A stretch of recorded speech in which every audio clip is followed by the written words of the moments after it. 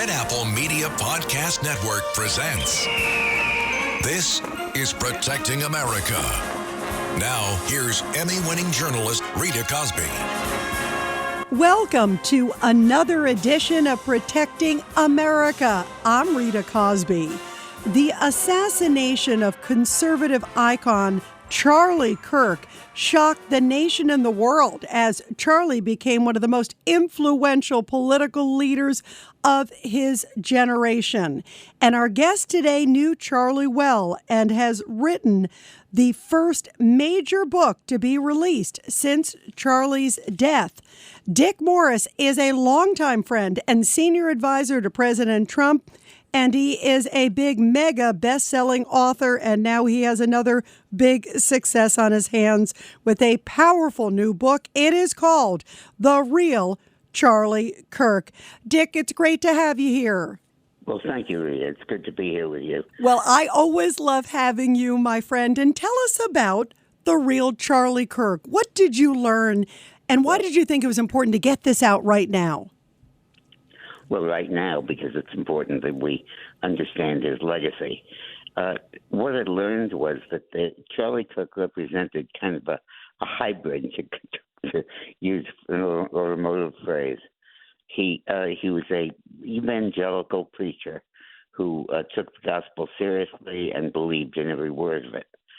And he was a politician who used his views of that to persuade young people to follow his path. And the amazing thing about Kirk is that he didn't trim his views, he didn't adjust them to take account of his audience. He went straight ahead and went for it and explained to the American people, particularly to young people, in large groups and in speeches, how ultimately those values that Christ espoused are fundamental to America and fundamental to our ability to be ourselves.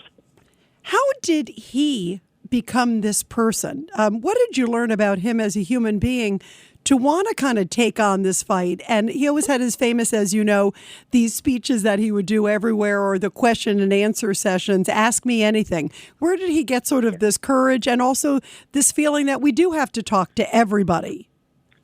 Well, he saw the country descending into a lack of communication when nobody talked to anybody and nobody explained anything to anybody. And as a result, the most fundamental convictions that we have about men and women, about marriage, about relationships, about children and upbringing and values were called into question because nobody was talking about them. Nobody was focusing on them.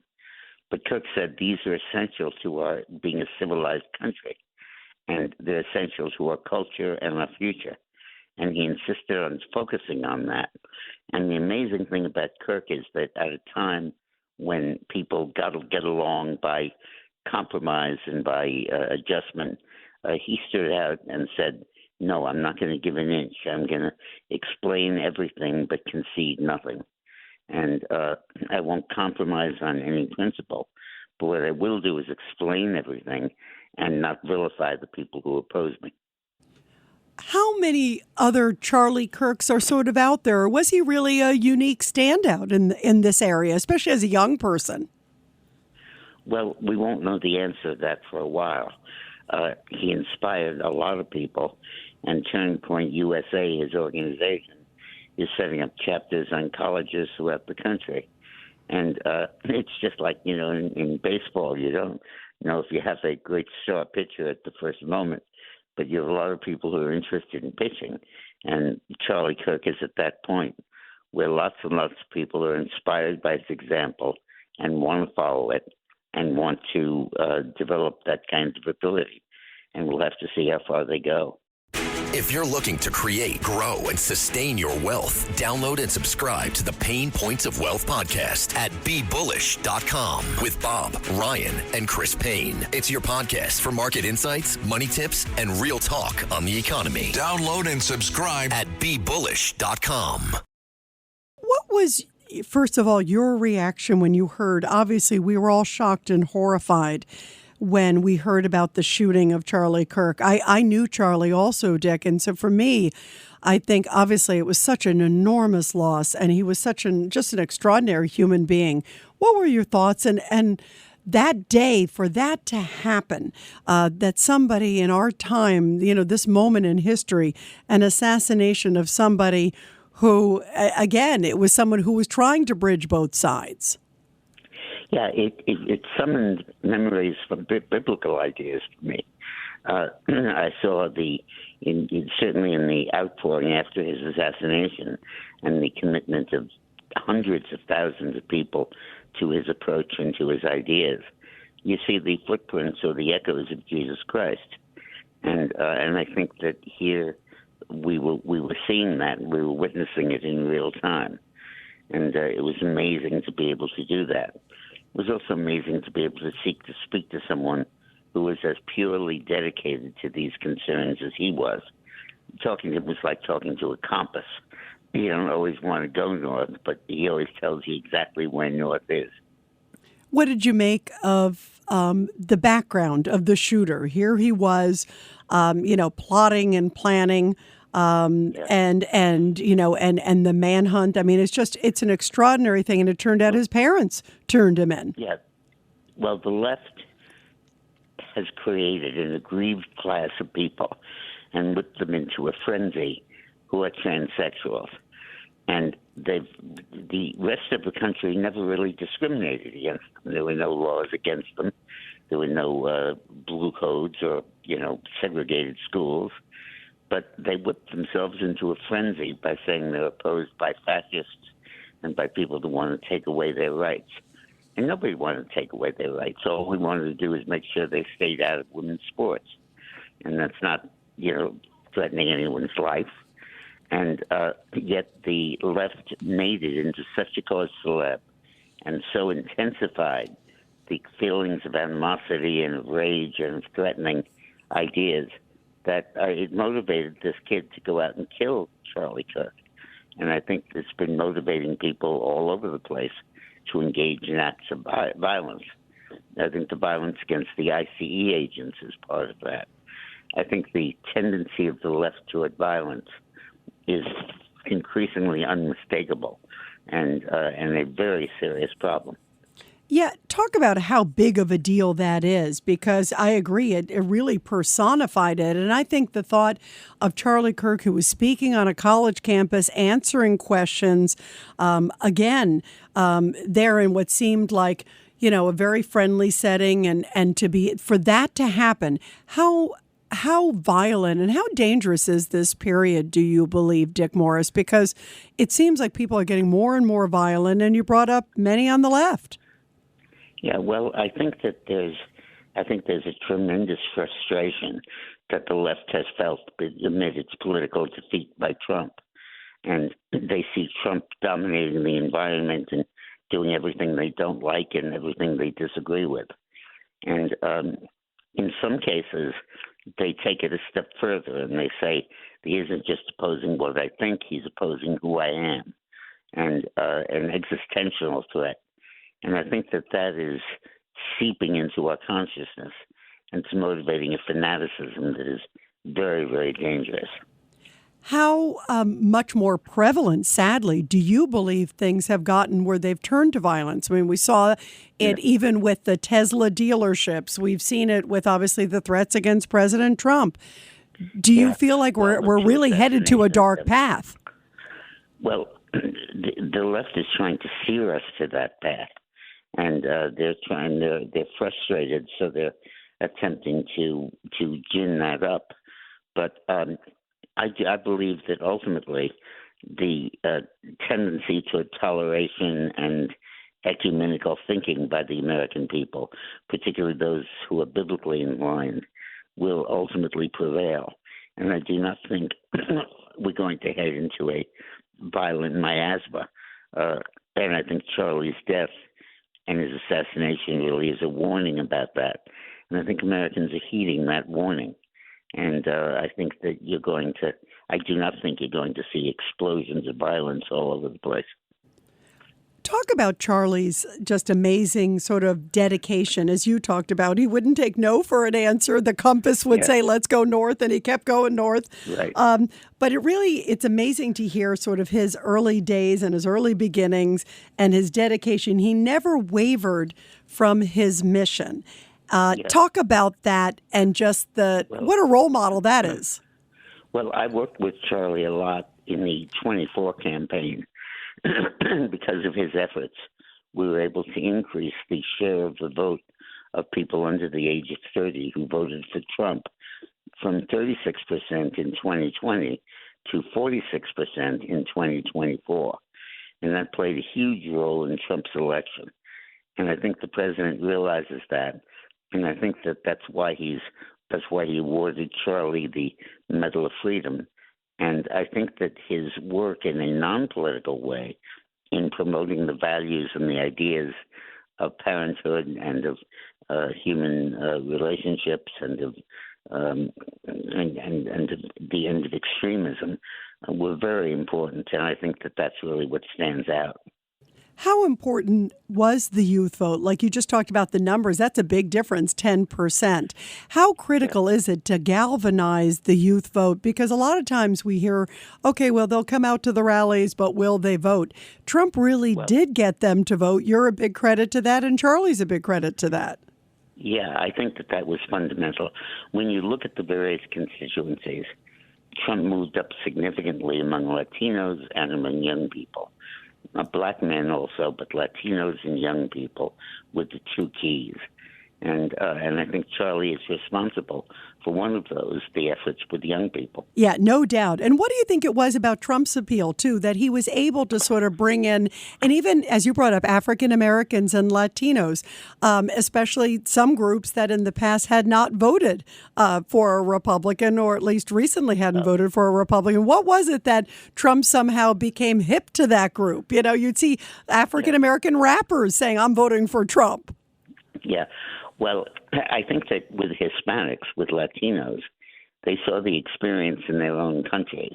The reason they're here, or their ancestors came here, is because of exactly the kind of discrimination they're talking about. And they saw the left increasingly inflicting this ideology all over the place. And it drove them to emigrate, and now the same impetus is driving them to support Trump and what he's trying to do. For black men, I think it was different. I think that it was a rebellion against the victimization concept and the idea that the black community has always been the victim, which it has been, but that victimization carries through now, and that we have to deal with the black community in a special way because of the past victimization. How much do you think also Obama's words to even African-American men sort of scolding them, that seemed to backfire? Yeah, it did. And I think Obama's, when he was elected, I really celebrated that there could be a real change in racial attitudes. And I particularly was interested in the idea that young black men would say, well, if he can make it, I can make it. And I thought it was terrific. But then he basically became kind of prostituted to a partisan political message, and I think it overshadowed the genuine changes he could have brought. Yeah, I agree. It was such a lost opportunity, don't you think? I mean, when you look at it, boy, that could have been transformative. Yeah, and I thought it was, but it turned out very quickly not to be. Yep. We talked about Latin Americans, too, also, Dick Morris. How much do you think also they were fed up with the open borders? And I say that as I'm a first-generation American. My father's Polish, my mother's Danish. And I think sometimes people who came from other countries, they really appreciate, what America is and what it represents. And I think a lot of Latin Americans really were offended when they saw these sort of football fields full of people coming through the borders, and all we heard from, Joe Biden and Kamala Harris was what border problem? And you could see it. How much do you think that might have also played a role where they said, boy, we need to protect our borders. We came the right way. We went through all these strides, and we want to make sure we preserve this country. It wasn't only to protect the borders, it was to protect what's on our side of the border. because they saw the forces that were causing mayhem in their own countries. The kidnappings, the drugs, the violence, the cartels, and they saw that spreading to the United States, and they're saying, no, we're not going to let that spread here. And just because we're going to let a lot of people into the country, if they do it legally, we're not going to let them bring with them that pathology. Yeah, absolutely. Absolutely. And, I look at this, Dick, as we're talking, of course, you've got Zoran Mondani, who is running for mayor and galvanizing a lot of young people. And they seem to want to get the free stuff. And a lot of them also seem, some of them are the folks who are out there protesting. What a contrast that is to some of the values that we're talking about with Charlie Kirk, right? Is that almost like night and day? Well, it could be. The jury's still out on Mondani because you don't know how many votes he's really going to get and whether the polling will be accurate in forecasting that. I think that Americans, and particularly young people, are getting turned off to Mondani and realizing how fundamentally destructive his ideology is. If Mondani wins, the Palestinians throughout the world will be celebrating. And I don't think that's something that the people of New York City or the country want. What do you think it means for protests, in a city like New York? Because a lot of the young people were out there protesting on college campuses or also during Black Lives Matter. Well, I think that those days are numbered. I think that the protest movement is basically run its course.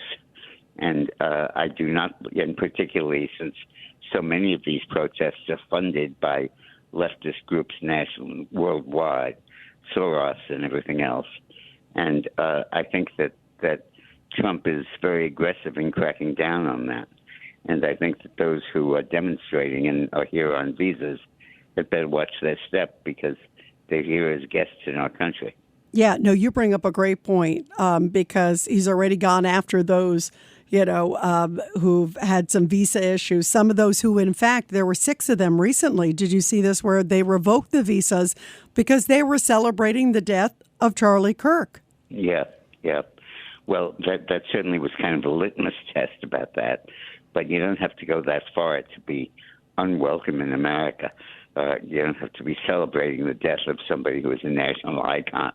The opposition to our values, the discrimination against Jewish students, the fundamental lack of our ecumenical values, I think, is apparent and is working against those people that are doing it. And I just have a few questions left for you, Dick. With the book, of course, The Real Charlie Kirk, what do you think would have been ahead for Charlie? There were a lot of people talking about how maybe he might have been president one day, maybe governor. What do you think would have been ahead had this horrible death not happened? Well, I'm of two minds. I would love to see him in politics, and I'd love to see him go. But I'm worried that the compromises that he would have to make and the adjustments that he'd have to make would make him much more mortal and much like everybody else.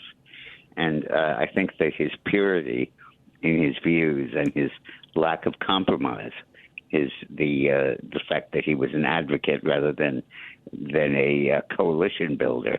Rather than someone who he was an advocate rather than a negotiator, put it that way.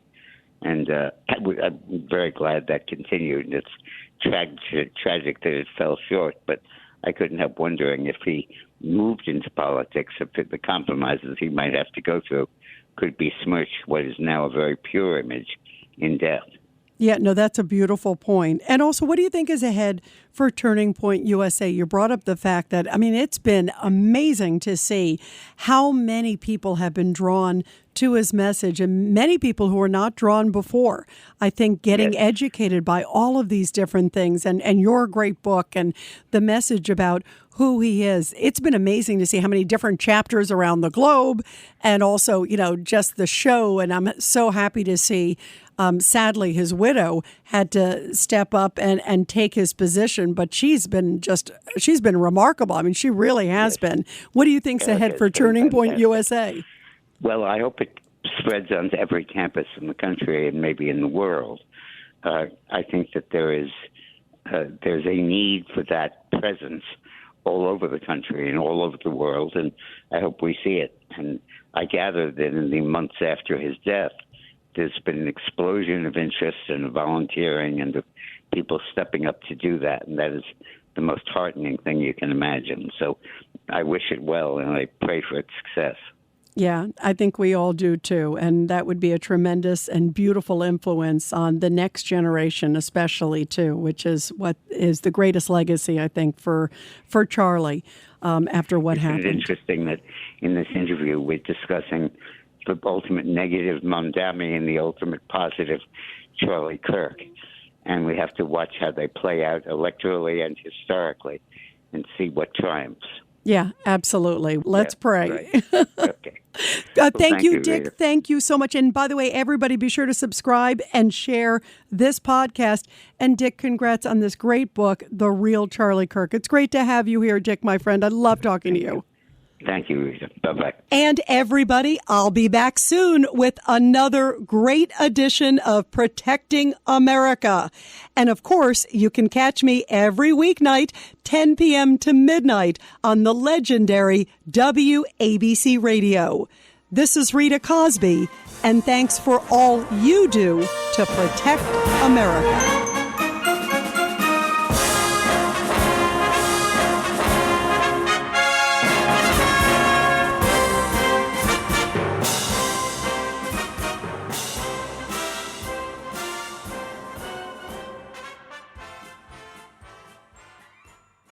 If you're looking to create, grow, and sustain your wealth, download and subscribe to the Pain Points of Wealth podcast at BeBullish.com with Bob, Ryan, and Chris Payne. It's your podcast for market insights, money tips, and real talk on the economy. Download and subscribe at BeBullish.com.